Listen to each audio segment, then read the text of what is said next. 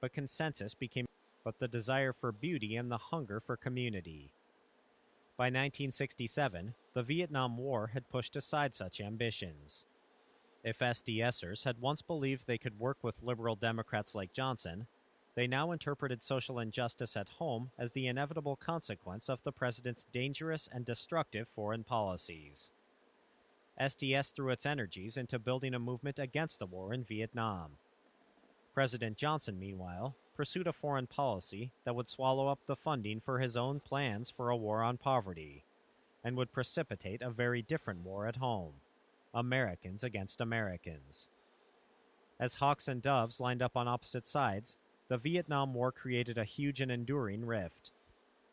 SDS member Richard Flex had warned that the nation had to choose between devoting its resources and energies to maintaining military superiority and international hegemony, or rechanneling those resources and energies to meeting the desperate needs of its people. Ultimately, even President Johnson himself understood that the bitch of war in Asia ruined the woman I really loved, the Great Society. The dream of community did not vanish, but consensus became increasingly remote by the late 1960s.